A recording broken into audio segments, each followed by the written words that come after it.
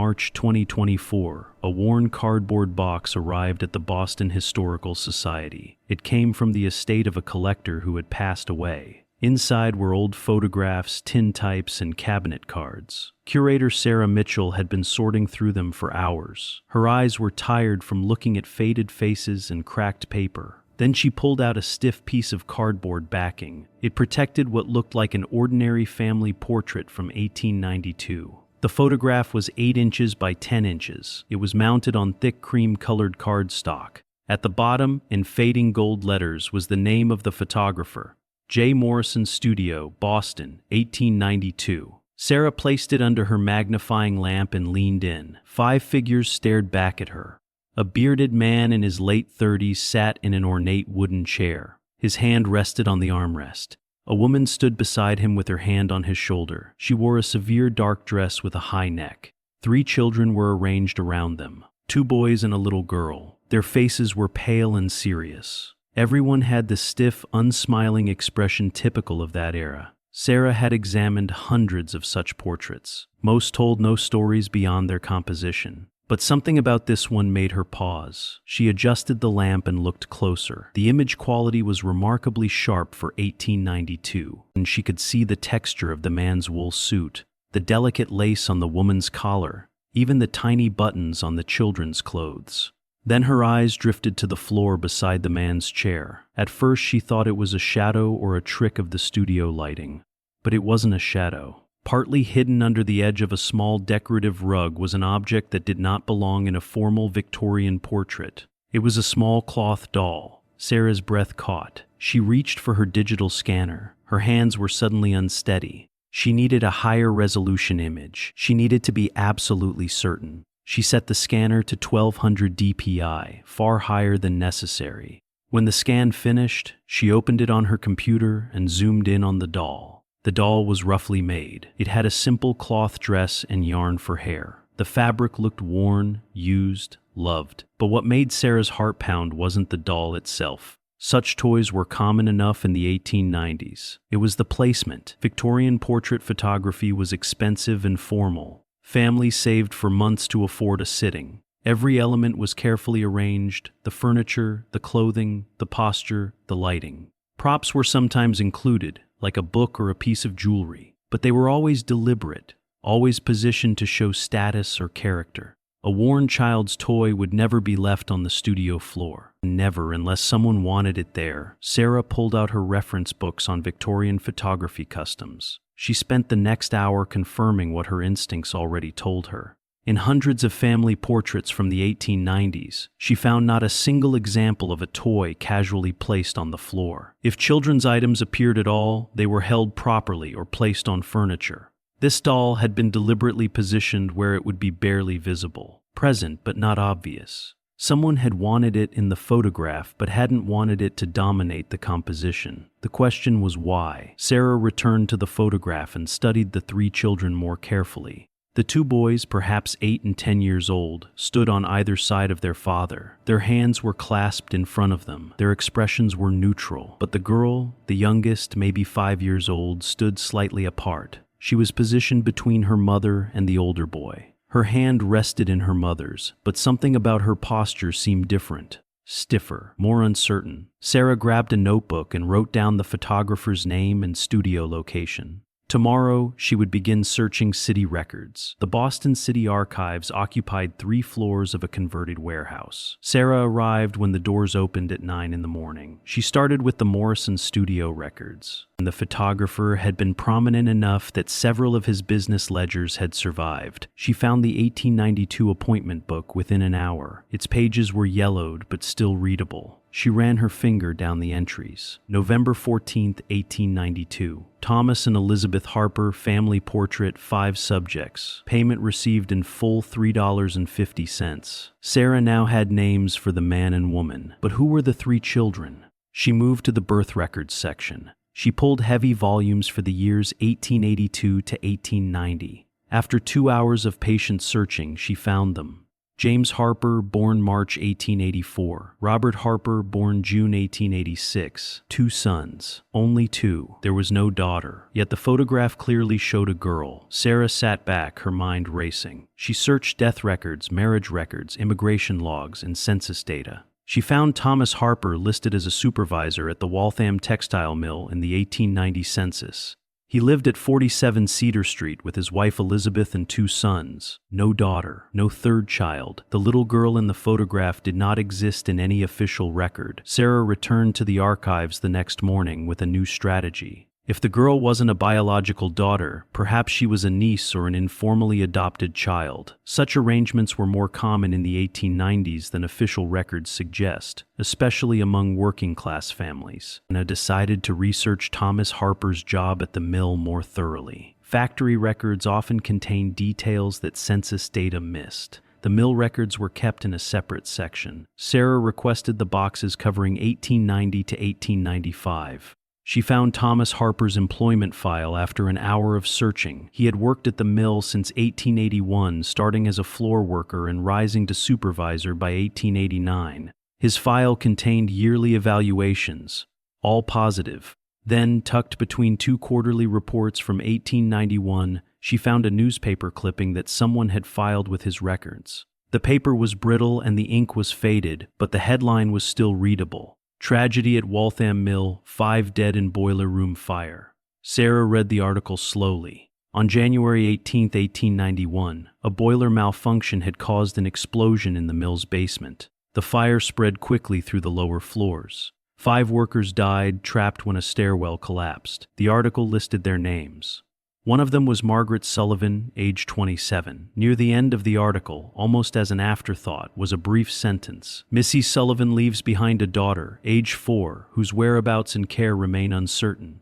Sarah felt her pulse quicken. She read further. The article described rescue efforts. Several workers had risked their lives pulling others from the burning building, and one name appeared multiple times: Thomas Harper. He had been supervising the morning shift and had repeatedly entered the burning building to search for trapped workers. Sarah put down the clipping carefully. Margaret Sullivan, a textile worker, dead in a fire, leaving behind a 4-year-old daughter in January 1891. The Harper family portrait had been taken in November 1892, nearly 2 years later. The little girl in the portrait appeared to be about 5 or 6 years old. Sarah pulled out her notebook and began calculating dates. If Margaret Sullivan's daughter had been 4 in January 1891, she would have been born around 1886 or 1887. She would have been about 5 years old in November 1892. The ages matched. Sarah spent the weekend researching everything she could find about the mill fire. She found 3 more newspaper articles. Margaret Sullivan had been a widow. Her husband had died of pneumonia in 1889, leaving her to support herself and her young daughter alone. She had worked the early morning shift, starting at 5 a.m. That explained why her daughter hadn't been with her during the fire. The articles mentioned that neighbors had cared for the child immediately afterward, but none specified what happened to her long term. On Monday, Sarah went to the Massachusetts State Archives to search orphanage records. Boston had several institutions for children in the 1890s, and she worked through admission registers from January to December 1891. She found dozens of heartbreaking entries, but she found no admission that matched Margaret Sullivan's daughter. The child had not gone to an orphanage. Sarah became more and more certain of what had happened. Someone had taken the child in privately. Someone who had been at the mill during the fire. Someone who had witnessed the tragedy firsthand and felt responsible. Thomas Harper. She returned to the photograph, studying it with fresh eyes. The little girl's worn cloth doll, barely visible beside the chair. Had it been made by Margaret Sullivan? Was it the only thing the child had carried from her old life into her new one? Sarah decided to search school enrollment records for the Cedar Street area. The records were incomplete, but she found something promising at the Boston Public Library. The Cedar Street Primary School enrollment register for the 1892 to 1893 school year listed 3 children from the Harper household: James Harper, age 8; Robert Harper, age 6; and Anna Harper, age 5. Anna Harper. The name appeared nowhere in birth records, nowhere in census data before 1892. She had simply materialized in the Harper household sometime between the 1890 census and the 1892 school enrollment. The pieces fell into place. Nias and Elizabeth Harper had taken in Margaret Sullivan's daughter after the fire. They were raising her as their own. They had given her their family name. They had enrolled her in school as their daughter, and they had included her in their formal family portrait. Only that small cloth doll, her mother's last gift, marked her true origin. Sarah needed more than documents. She needed stories. She contacted the Waltham Historical Society. A volunteer named Dorothy invited her to visit. Sarah drove to Waltham on a rainy Thursday morning. Dorothy met her at the door. The 1891 fire left deep scars in the community, she said. She led Sarah to a back room lined with shelves. She pulled out a binder of oral history interviews done in the 1970s and 1980s with elderly residents who had grown up in the Mill District. Sarah spent hours reading through the transcripts. Most talked about working conditions and daily hardships. Then, in an interview from 1979 with a woman named Helen who had been born in 1895, Sarah found something remarkable. Helen had been asked about families she remembered from her childhood. Her answer included this passage: "The Harpers lived 2 houses down from us on Cedar Street. Mr. Harper was well liked. They had 3 children, 2 boys and a girl. My mother told me the girl wasn't theirs by birth, but they loved her just the same." Mother said Mrs. And Harper's heart broke for the child after her real mother died in that terrible fire. They took her in when others wouldn't. Nobody talked about it much. In those days, you didn't pry into such things. But everyone knew, and everyone respected them for it. Sarah read the passage 3 times. The community had been aware that Anna wasn't the Harpers' biological daughter, but they had protected the secret. Dorothy stood beside her and said softly, "It wasn't uncommon. Official adoptions were expensive and complicated. Many families took in orphan children informally. The community simply accepted it and moved on." Sarah showed Dorothy the photograph. The older woman studied it carefully, then pointed to the cloth doll. "That's telling," she said. "They didn't hide where she came from. That doll was probably the only thing she had left of her mother." Armed with the name Anna, Sarah traced her life forward. She found the Harper family in the 1900 census. Thomas was 45, Elizabeth was 42, James was 16, Robert was 14, and Anna was 13, listed as daughter. No special note, no explanation. To the official record, she was simply Anna Harper, part of the family. The 1910 census showed James and Robert had left home. Anna, now 23, still lived with Thomas and Elizabeth. She worked as a seamstress, a skilled trade that suggested she had received an education. Then Sarah found Anna's marriage record. Anna Harper married Joseph Mitchell on June 12, 1912, at St. Mary's Church in Waltham. The record listed her father as Thomas Harper. No mention of her birth name, no reference to Margaret Sullivan. The Harpers had given this orphan child not just a home, but a complete identity, a fresh start. Sarah continued following Anna. City directories showed her and Joseph living in Cambridge. Joseph worked as a postal clerk. Birth records showed they had 4 children between 1913 and 1921. Anna appeared in the 1920, 1930, and 1940 censuses. Her life was documented in the same ordinary way as millions of others: marriages, addresses, occupations, children. Then Sarah found Anna's death certificate. She had died in 1967 at age 80 at her daughter's home in Arlington. The cause was natural causes. The certificate listed her parents as Thomas and Elizabeth Harper. Anna had lived 76 years after that photograph was taken. She had married, raised children, seen grandchildren and great-grandchildren. She had died not as Margaret Sullivan's orphan daughter, but as Anna Harper Mitchell, surrounded by family. Sarah knew the story wasn't complete. If Anna had lived until 1967 and had 4 children, there was a good chance her descendants were still alive, and they deserved to know the full truth. She started with Anna's obituary. It listed her surviving children, Catherine, Margaret, Thomas, and Elizabeth. Sarah realized with a catch in her breath that Anna had named her children after the Harpers and after her birth mother. The obituary mentioned grandchildren but didn't name them all. Using genealogy databases and public records, Sarah built Anna's family tree. Catherine had 3 children, Margaret had 2, Thomas had 5, Elizabeth had 3. In total, Anna had 13 grandchildren. After days of research, Sarah identified 6 of them who were still living. She wrote a careful letter explaining who she was and asking if any would be willing to speak with her. 2 weeks later, she received a phone call from a woman named Patricia. Patricia was Anna's granddaughter, the daughter of Thomas Mitchell. Her voice carried warmth and curiosity. "Your letter was quite a surprise," she said. "I knew my grandmother was close to the Harper family, but I never understood the full connection. She never talked much about her childhood. They agreed to meet at a cafe in Cambridge."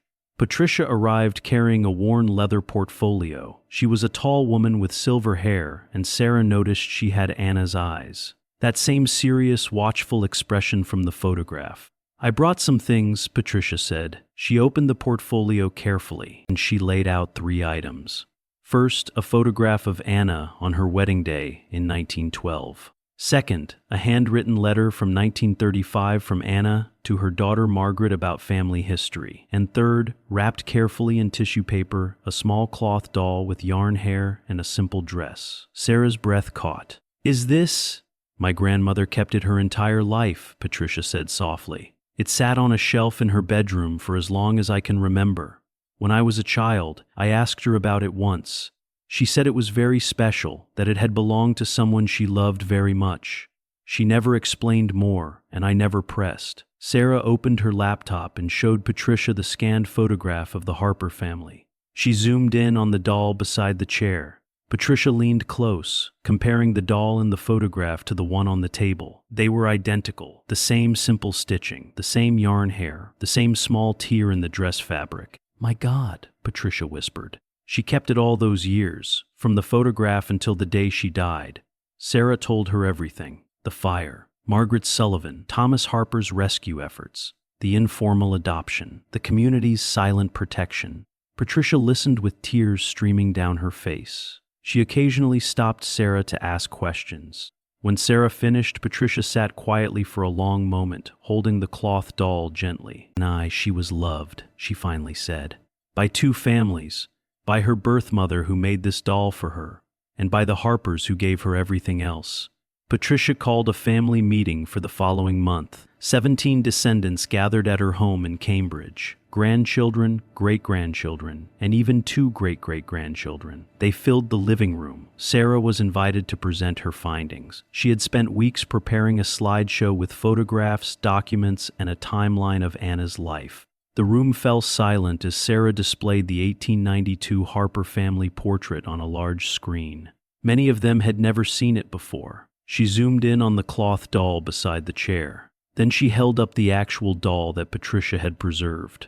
Gasps rippled through the room. "Your great-grandmother, Anna, was born around 1887, Sarah began. Her birth name was Anna Sullivan. Her mother was Margaret Sullivan, a textile worker and widow who died in a boiler room fire on January 18, 1891. Anna was 4 years old. Sarah walked them through everything. She showed the newspaper articles about the fire. She showed Thomas Harper's employment record. She showed the school enrollment listing Anna Harper at age 5. She showed the census records that followed Anna through her long life. She showed the marriage record and the death certificate. NIS and Elizabeth Harper took her in privately," Sarah said.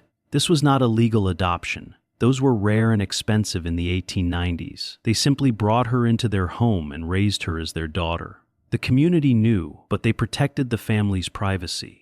Anna was enrolled in school as Ann Harper. She grew up with James and Robert as her brothers. When she married in 1912, Thomas Harper gave her away as her father." Sarah pointed to the portrait again.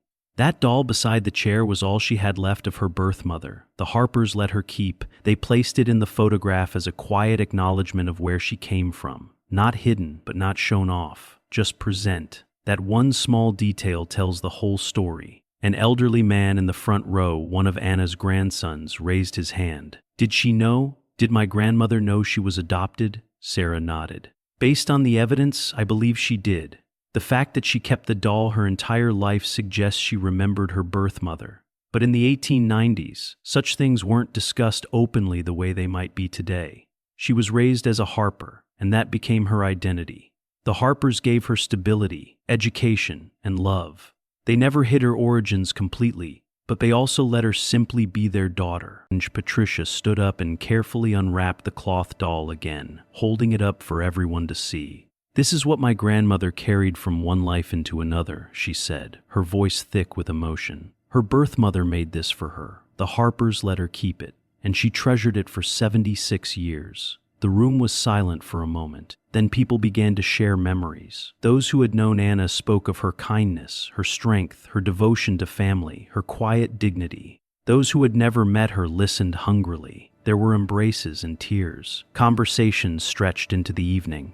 They realized that the photograph was not just a record of a family, it was proof of a rescue. A choice made in 1891 had rippled forward through generations. Later, Sarah prepared a detailed archival report for the Boston Historical Society. She attached copies of all the records, photographs, and interview transcripts. The report would be preserved alongside the Harper family portrait.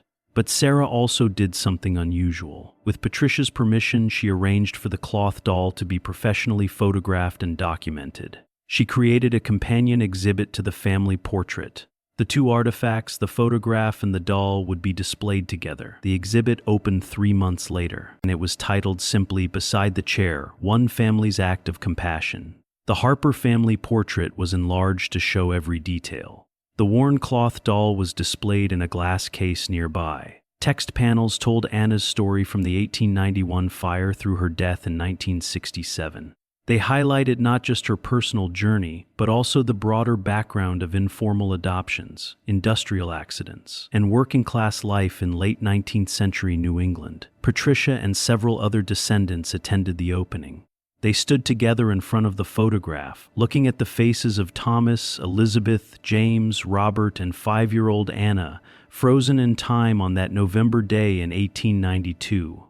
"They look so serious," one of the great-grandchildren observed, "like they knew how important this moment was." Patricia nodded. "Maybe they did. This photograph was proof that she belonged, that she was part of the family, and that doll beside the chair was proof of where she came from.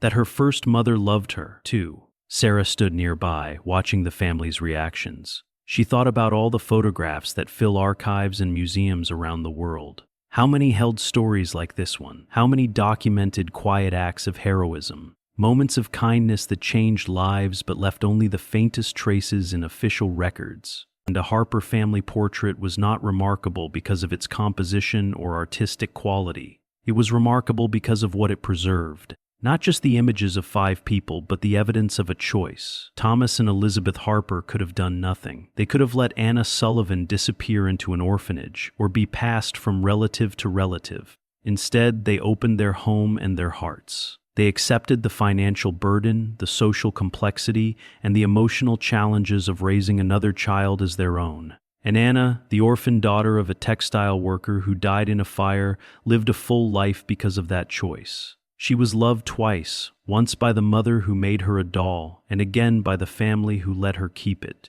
The photograph captured both truths. Now, 132 years later, Anna's descendants would remember both the tragedy that could have defined her and the love that saved her. The worn cloth doll, barely visible beside the chair in that formal Victorian portrait, had finally revealed its secret. Sometimes the smallest details hold the largest truths, and ordinary people, in extraordinary moments, can change the course of history. One rescued child at a time.